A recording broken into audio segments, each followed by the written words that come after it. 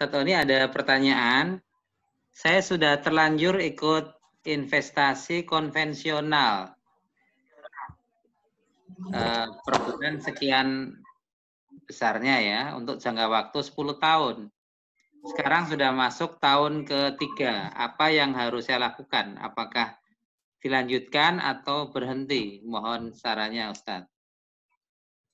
Iya dok, jadi kalau menurut saya, jika kalau saya nggak paham investasi apa, jika dimungkinkan teknisnya untuk berhenti menjual modal misalnya, itu jadi pilihan.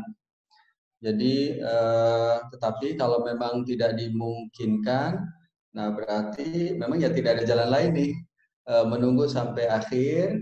Nanti setelah selesai investasi, maka berarti keuntungannya tanda kutip itu harus jadi dana sosial. Jadi kita ulangi, pilihan pertama adalah berhenti tarik modal karena investasinya sudah tidak sesuai syariat. Jika tidak memungkinkan misalnya, maka dibiarkan sampai akhir. Nanti saat selesai investasi, kelebihannya itu menjadi dana sosial. Begitu Ustaz, wallahu a'lam.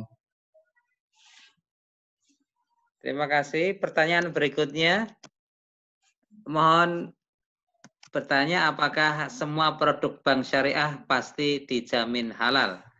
Begitu Ustaz pertanyaannya. Ya, insya Allah Bapak Ibu, jadi pilihan di bank syariah walaupun tidak sempurna, insya Allah lebih baik karena diawasi oleh otoritas. Jadi secara prinsip bisnisnya sudah sesuai syariah, dilihat dari usahanya halal, aktivitasnya juga halal, jadi menjadi pilihan. Nah, jika ada aktivitas yang mungkin menurut Bapak Ibu meragukan, mungkin kita bisa berbagi informasi, misalnya di mananya, di titik apa mungkin. Tapi kesimpulan akhirnya Bank Syariah itu on the track, jadi pilihan Bapak Ibu untuk menempatkan dananya atau menjadi pemanfaat dana. Beberapa kekurangan mungkin yang ada di Bank Syariah, ya insya Allah diperbaiki, diawasi gitu. Walaupun tidak sempurna, dia menjadi pilihan. Pilihan lain ya di sektor real lebih tidak terawasi lagi. Bayar zakat, nggak ketahuan. Sumber dananya dari mana juga nggak ketahuan. Apakah dikelola secara halal, nggak ketahuan juga. Itu mah yang ada antara dia dan Allah aja. Tidak ada laporan keuangannya. Nah begitu kira Allah. Pertanyaan berikutnya Ustadz, terima kasih. Jika ada yang mau berinvestasi kepada usaha kita, tapi kita tidak sanggup menghitung atau melakukan pembukuan untuk menghitung untung rugi, apakah boleh jika bagi hasil dilakukan secara flat dan ringan bagi kedua pihak? Misalnya investor memberikan modal 150 juta dan sepakat bagi hasilnya 1 juta tiap 50 juta per bulan. Mohon pencerahannya, Ustaz. Ya, jadi kalau memang yang terjadi adalah bagi hasil di mana investor menyediakan dana 150 juta dan kita adalah pengelola.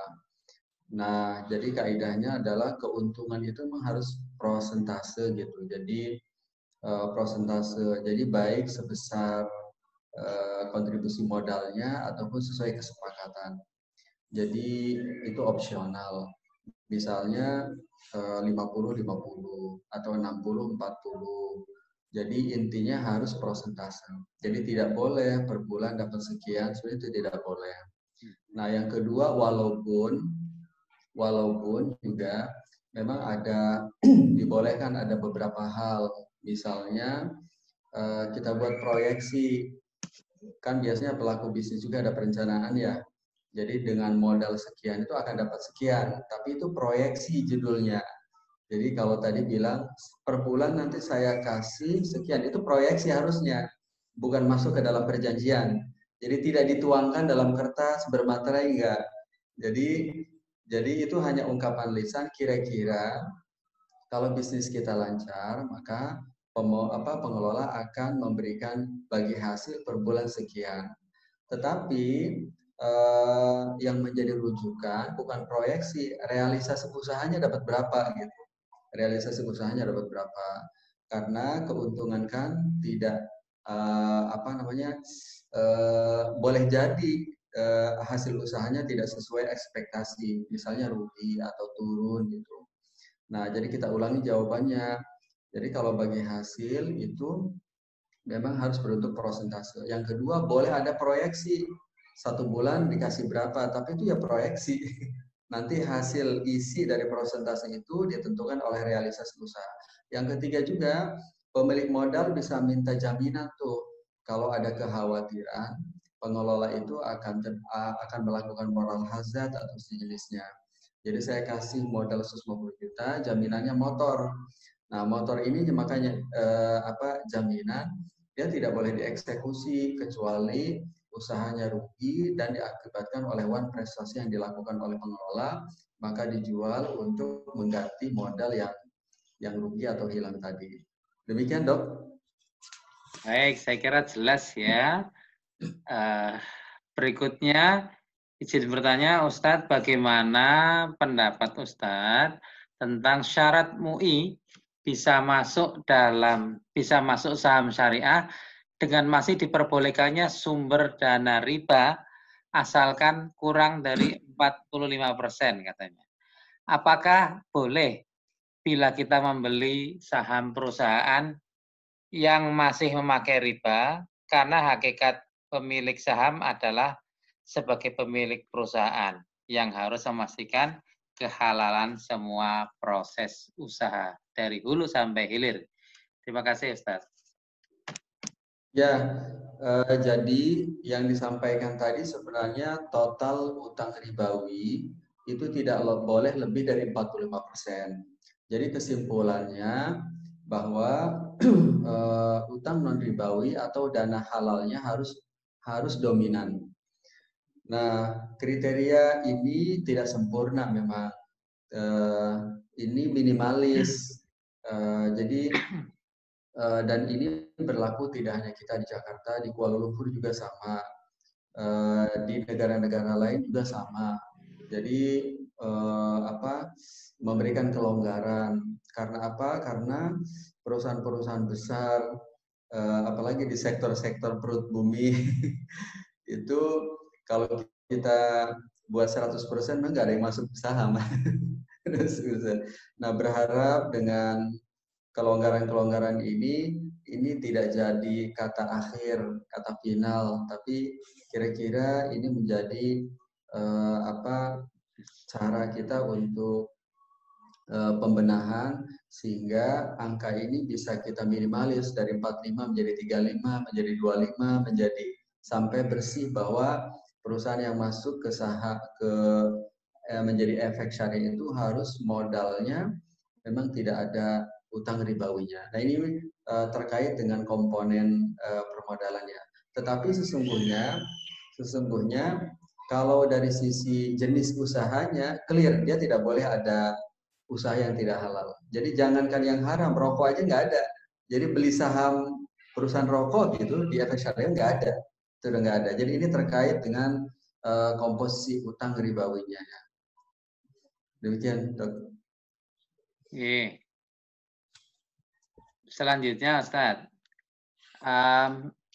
ingin bertanya tentang reksadana syariah. Sepengetahuan saya belum ada sistem untuk memfilter investor atau saibul mal bebas dari maghrib ya, maisir, dan riba. Reksadana syariah memang menjual produk-produk halal, tapi kita tidak tahu dengan para investornya. Maksudnya tadi ya, kan tidak ada filter. Apakah investornya menggunakan uang halal atau haram? Karena saham adalah bagi hasil otomatis berpengaruh dengan apa yang kita dapatkan. Jika investornya kita ragukan, bagaimana? Demikian, Ustaz? Ya, jadi isi reksadana itu kan sebenarnya ada 4. Yang pertama deposito di bank syariah. Yang kedua saham syariah. Yang kedua suku. Yang ketiga reksadana. Jadi kalau kita menitipkan dana kita ke manajer investasi untuk ditempatkan di usaha tertentu, ya pilihannya ya ditempatkan di deposito bank syariah, isinya itu. Kedua di saham syariah, yang ketiga di suku gitu. Jadi ya apa itu saham, apa itu suku, apa itu deposito, mungkin seperti tadi. Kalau contohnya deposito, ya kita berarti sebagai sahibul mal, bank sebagai pengelola. Nanti jenis usahanya seperti apa, yang penting halal. Misalnya pada saat bank syariah itu jualan kendaraan, yaitu bisnisnya. Kalau bank syariah jualan properti, yaitu berarti dana kita dikelola di jenis usaha jualan properti. Jadi itu contoh-contohnya mungkin biar lebih clear isi reksadana itu apa ya. Demikian dok. Ya, terima kasih Ustaz. Ini ada yang ingin mengonfirmasi ya tentang Ya. pembelian emas melalui online ya, karena Ya. Apakah diperbolehkan ya? Karena penjual dan pembeli tidak bertemu langsung dan emas tersebut diserahkan atau diterimakan di hari yang berbeda sehingga tidak diberikan dari tangan pembeli ke penjual secara langsung. Mohon penjelasannya, Ustaz. Ya, jadi apa namanya? Kalau online ini memang terkait dengan serah terima dan ijab kabul. Serah terima dan ijab kabul. Mungkin kita mulai dengan ijab kabul. Sebenarnya sih kalau ijab kabul itu targetnya adalah memastikan bahwa apa yang dibeli dan dijual itu sama. Ya, sebagaimana kalau kita menikahkan anak kita, atau bagi teman-teman yang belum menikah berarti yang menikah. Jadi kalau yang dinikahkan itu namanya Zubaidah, ya yang didengar oleh wali dan calon mempelai suami sama gitu. Itu targetnya sebenarnya. Jangan sampai yang dinikahkan Aisyah yang dengar Zubaidah gitu. Jadi itu intinya ijab kabul. Nah, kalau di pernikahan kan sakral banget tuh harus disebutkan. Tapi kalau dalam jual beli, ya seperti tadi pagi kita beli nasi kuning tuh di Malioboro. Nasi kuning, bubur ayam, ya gitu aja. Bang, satu ya. Gitu. Tadi dibikinin. Udah, ngasih. Nggak ada. Terima saya beli dengan 12.000, satu kotak bakso, gitu nggak ada. Jadi itu jadi ijab kabul itu sebenarnya memastikan bahwa apa yang dibeli dan yang dijual itu sama. Bubur ayam harganya 6.000. Kalau tidak perlu dilafalkan, semuanya paham nggak apa-apa juga. Seperti jualan koran, kita udah langganan. Kemudian ada penjual koran lempar koran tuh ke pekarangan kita. Udah ngebut lagi, suara motor keras gitu. Nggak ada terima saya jual, terima saya beli. Nah, jadi intinya ijab kabul itu sebenarnya ingin memastikan bisa pakai lisan, pakai tulisan, tanpa lisan juga apa, yang penting paham nggak gitu, sama-sama paham nggak. Karena semua orang paham bahwa saat dia lempar koran ke kita itu tidak bermaksud sedekah, jualan itu harus dibayar gitu. Itu ya, itu ijab kabul. Yang kedua serah terima. Dia serah terima ini sebenarnya intinya perpindahan kepemilikan. Tidak mesti fisik, non fisik juga nggak apa-apa. Kalau kita beli HP, HP-nya 5 juta, berarti serah terimanya fisik tuh, karena uangnya kita serahkan cash, HP-nya kita terima. Berarti sama, itu namanya fisik, kepegang uangnya. Tapi kalau kita transfer uang, misalnya berdonasi melalui LAZ, Lembaga Amil Zakatnya BSMI tadi. Berarti kita transfer 1 juta sebagai zakat mal kepada siapa? Kepada LAZ BSMI ke rekeningnya. Nah, itu serah terimanya fisik atau non fisik, nggak keraba, uangnya nggak kepegang, tapi udah perpindahan kepemilikan kan gitu. Nah, jadi dalam fikih dikenal ada namanya serah terima fisik, di tangan kepegang, ada non fisik tapi udah jadi miliknya gitu. Nah, itu juga terjadi dalam online yang biasa kita lakukan, membeli barang melalui marketplace, ya tinggal pencet gambar, kemudian masukkan alat pembayaran jenisnya mau apa gitu, mau pay letter atau dan sejenisnya, nanti barang dikirim. Nah, itu kan online. Nah, jadi boleh, nggak ada masalah. Yang terpenting sebenarnya emasnya ada apa enggak gitu. Jadi jangan sampai bodong atau fiktif. Nah, oleh karena itu, jadi menurut saya, jadi memilih tempat jualan, tempat perusahaan yang menjual emas yang legal gitu, diawasi oleh otoritas, terus juga lembaga keuangan syariah, menurut saya itu yang prioritasnya. Demikian, Dok. Ya. Jadi membuktikannya bahwa emasnya ada itu yang penting lembaganya Betul, betul Dok, terpisah ya. karena kita juga betul Dok, karena kita juga nggak tahu nih, karena keterbatasan kita untuk mengetahui ini, ya paling kita milih-milih aja nih perusahaan yang legal, Sama diawasi gitu. sertifikat mungkin Tat, ya. Kenapa? Sama sertifikat atau gimana? Betul. Misalnya kalau kita beli di bank syariah, kan ada wujudnya, ada kantornya ya. Jadi kalau misalnya terjadi penyimpangan atau ada yang bisa digugat gitu, digugat gitu ya. Ya, ya. Pertanyaan berikutnya Ustadz Oni, mohon saran bagaimana caranya investasi emas tanpa harus menyimpan emas itu di rumah atau di lemari. Iya, iya Dok, kan tadi ya fitur-fiturnya sudah beragam. Jadi sekarang kan banyak nabung emas ya, beli emas terus titip gitu, beli dan titip emas. Jadi kita beli melalui online, kemudian titip, bisa titip di perusahaan tersebut ataupun diantam. Dia kalau yang dibeli logam mulia. Jadi bermodalkan gadget, HP di tangan, kita bisa sudah melakukan transaksi itu dalam beberapa menit ya. Jadi beli dan titip, dan titip, nanti kita bisa ambil kapan saja, bisa dikirim ke rumah juga. Jadi jual beli emas online. Demikian Dok. Ya, ini nyambung emas tadi, emas yang tidak cash kayaknya. Izin bertanya Ustaz, aplikasi Tamasya pembelian emas yang bisa ditabung dulu nanti dicairkan dalam bentuk emas batangan atau uang via online, pegadaian dan sebagainya. Semacam itu bagaimana? Apa diperbolehkan? Ya, saya sendiri sih belum bisa menjawab Dok terkait dengan produk ini. Mungkin perlu saya bedah dulu, telaah dulu gitu.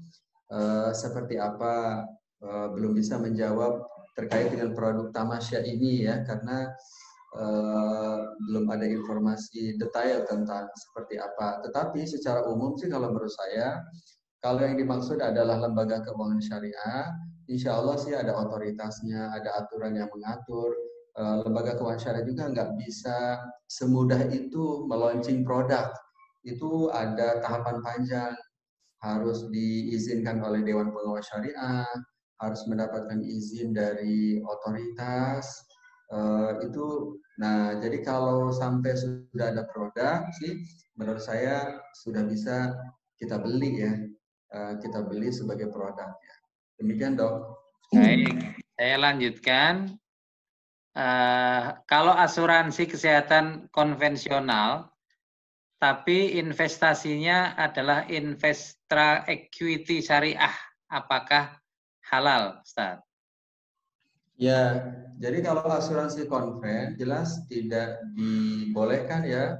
Di samping, jadi kalau asuransi misalnya ada unit link-nya ya, jadi selain proteksi proteksi kesehatan, juga investasi melalui unit link. Kalau asuransi yang dimaksud adalah asuransi konven, jelas-jelas tidak aman, sangat tidak aman. Nah, harusnya kan kalau asuransi itu dia berarti menginvestasikan ke portofolio atau usaha yang halal. Karena asuransi konven nggak ada screening ini, nggak ada screening syariahnya. Yang penting dia bisa memitigasi risiko, bisa memberikan imbal hasil, memainten customer peserta asuransi. Jadi kalau menurut saya kesimpulannya nggak dibolehkan, apalagi saat ini perusahaan-perusahaan asuransi yang menyediakan fitur investasi seperti unit link itu tersedia. Jadi tidak ada alasan bagi kita untuk memilih yang konven ya. Karena fitur yang sama dengan benefit yang sama itu tersedia di asuransi syariah. Demikian, Dok. Baik. Sudah ada pilihan yang lebih berkah insya Allah ya. Ya.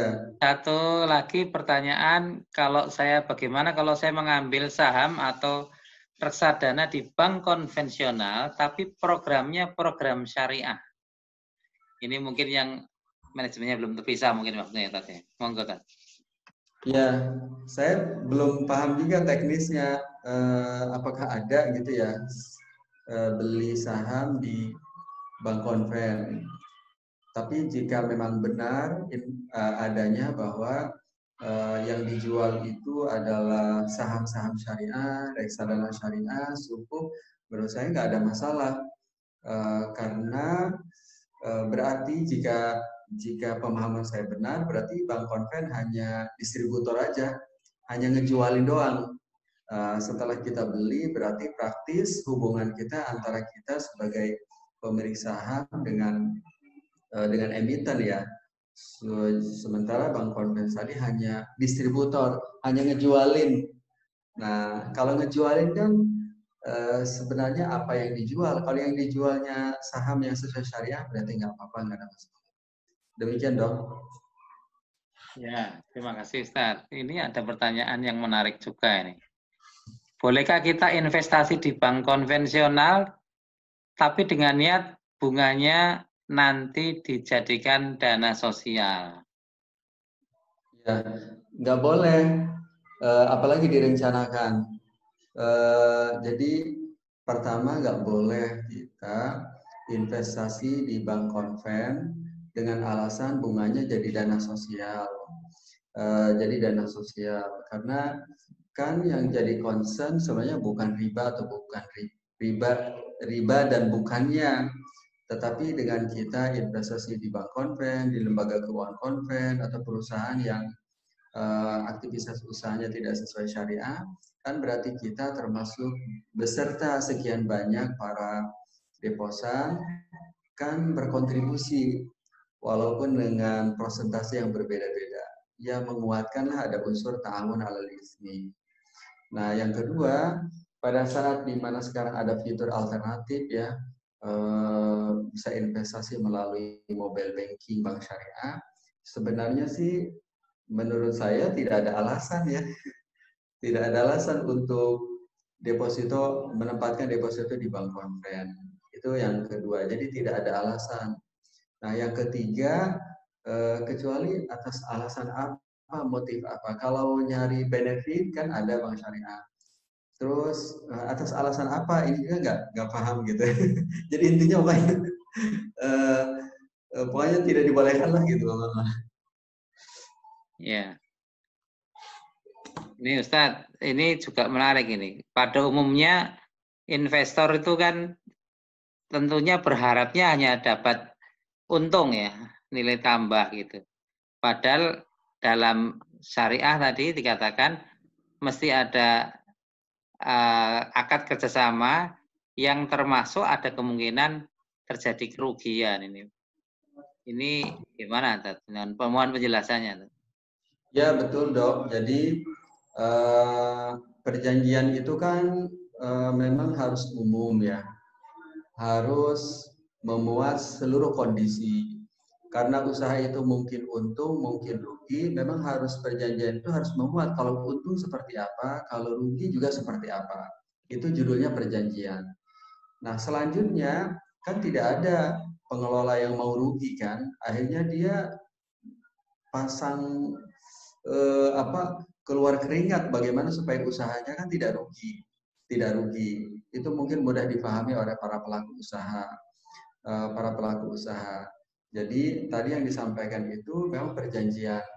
Jadi andaikan rugi seperti apa, kalau untung juga seperti apa. Nah selanjutnya biasanya para pelaku usaha termasuk investor sudah milih nih mana kira-kira usaha yang kemungkinan risikonya terkendali, potensi ruginya kecil gitu.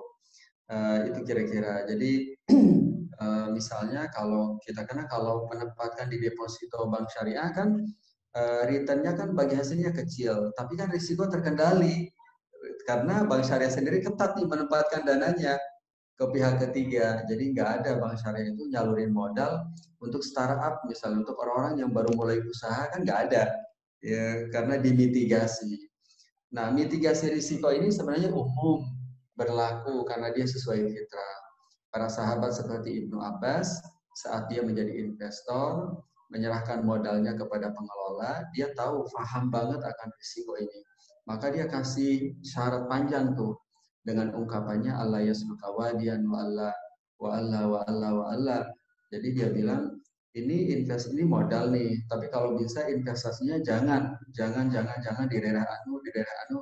Nah itu ikhtiar agar investasinya investasi bersyarat agar investasinya tidak merugi. Itu mungkin dua hal ya antara perjanjian dengan realisasi. Demikian dok. Ya. Bagaimana kalau investasinya dengan surat berharga negara, Ustadz ya? Seperti ori, sukuk, retail, dan saham di dana reksa. Iya. Ya, silakan dok. Ya dok. Jadi sukuk negara itu juga kan ada dua. Sukuk negara. Jadi kan ada yang dua nih yang diterbitkan oleh pemerintah, ada yang sukuk, ada yang obligasi. Nah, itu mungkin bisa jadi pilihan. Jadi kita milihnya ini sukuk negara ya, sukuk negara. Jadi kalau kita membeli sukuk negara, bukan obligasi. Kalau obligasi kan surat utang ribawi. Kalau sukuk negara itu sudah diatur oleh otoritas dan sudah ada fatwanya. Ada beragam skema ya, beragam skema. Salah satunya ijaroh ya, wakalah bil istismar dan lainnya. Jadi misalnya sukuk tabungan. Jadi bagi hasil keuntungan yang kita terima secara rutin itu misalnya fee. Jadi bagi hasil dari sumber sewa. Jadi relatif pasti gitu. Jadi kesimpulannya itu jadi pilihan diperkenankan ya. Namanya sukuk negara. Sedangkan kalau obligasi atau surat utang itu yang tidak diperbolehkan. Ya, Ustaz, terima kasih. Satu lagi pertanyaan tentang deposito. Ada yang bilang deposito, tabungan maupun sukuk di bank syariah itu haram juga gitu, karena ada penambahan uang dan kita tidak akan pernah rugi karena uang kita dijamin. Seperti yang mirip yang tadi, tapi mungkin lebih penjelasan lagi. Ya, sebenarnya sih bagi yang punya deposito di bank syariah sebenarnya sih nggak dijamin juga karena fluktuatif. Fluktuatif bagi yang punya saldo nih akan tahu nih bulan ini berapa, bulan depan juga berapa. Jadi sebenarnya nggak dijamin juga karena fluktuatif ya. Tapi yang dimitigasi oleh bank memang depositonya imbal hasil atau bagi hasilnya bisa disalurkan. Jadi secara konsep perjanjian memang harus memuat tuh untungnya gimana, kerugian gimana. Tetapi secara praktek memang bank itu harus milih-milih nih supaya dia bisa menunaikan kewajibannya memberikan imbal hasil kepada deposan.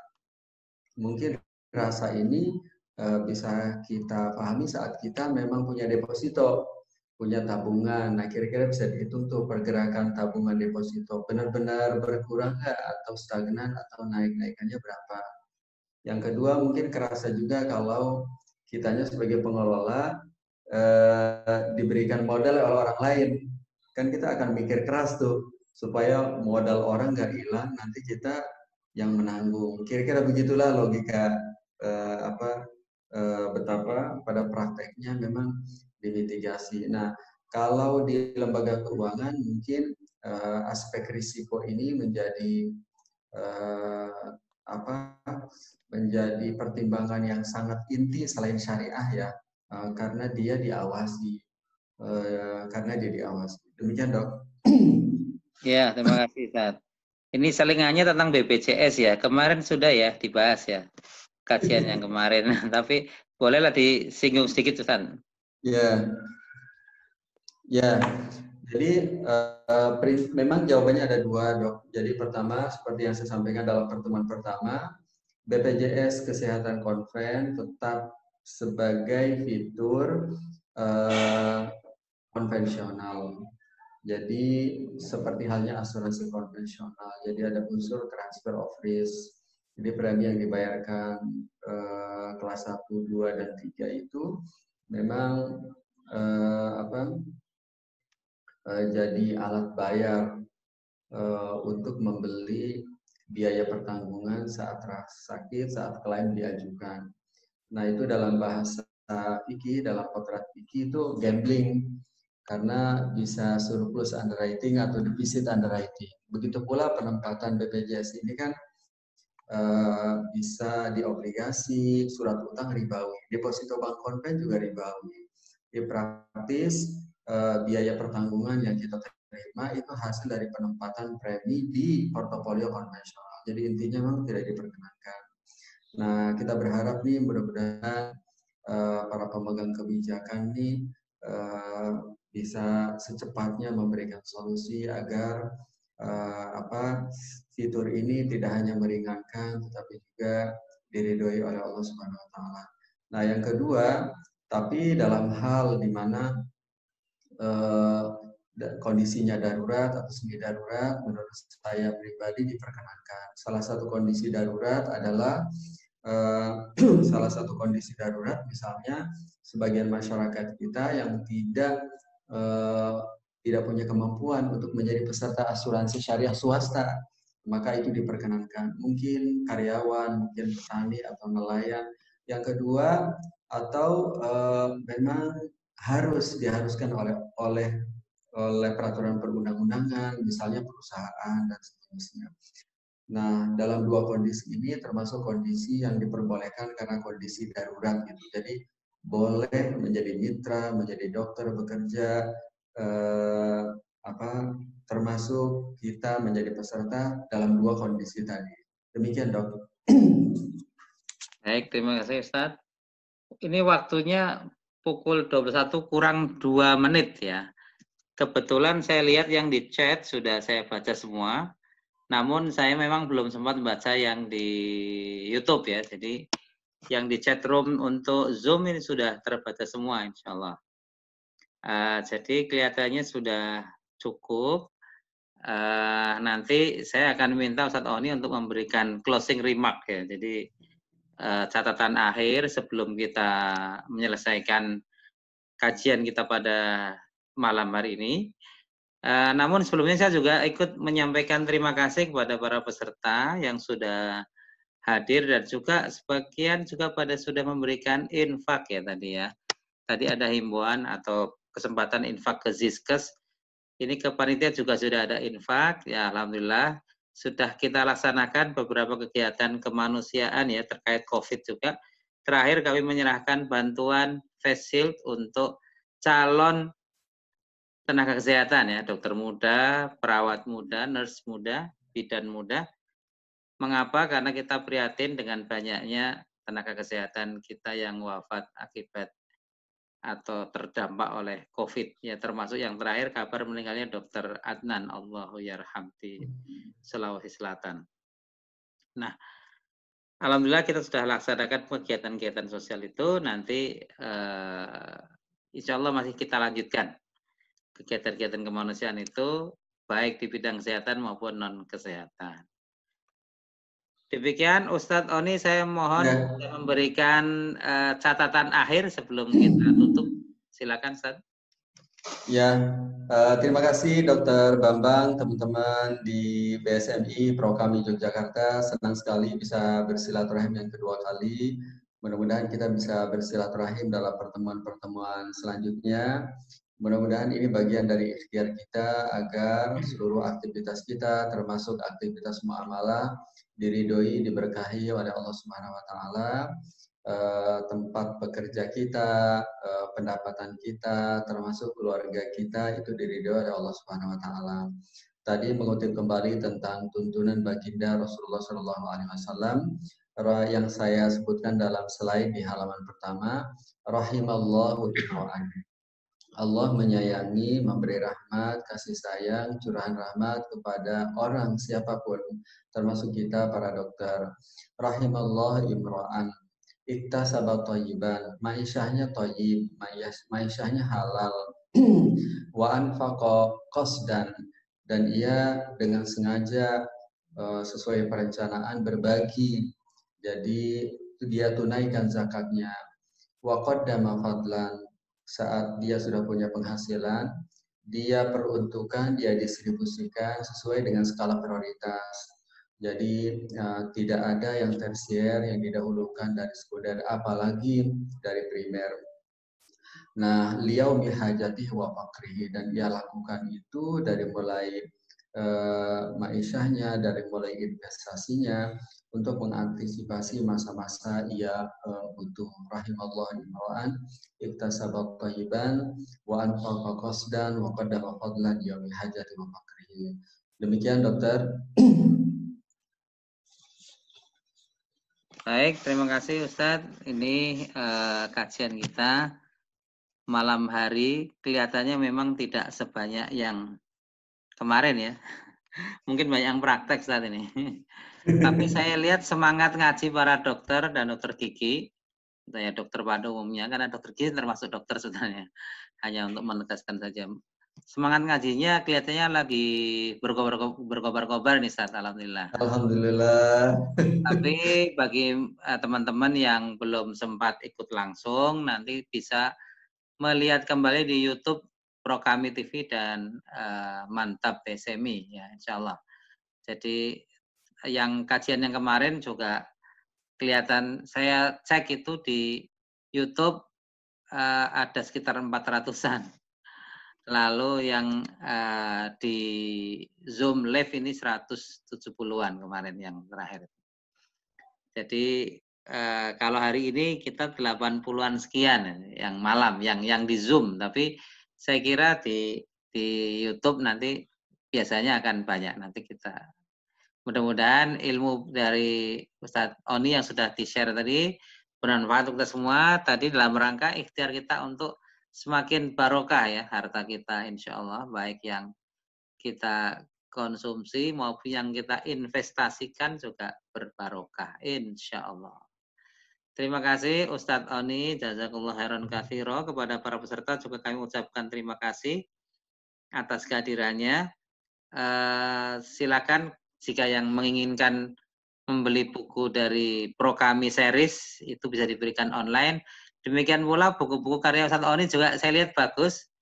Dan kami dari BSMI sudah dapat satu paket ini. Satu paket, alhamdulillah. Biar setelah selain membaca, selain mendengarkan gini sudah dapat sarinya lumayan. Nanti sudah tahu arah-arahnya, lalu kemudian detailnya lihat buku lagi.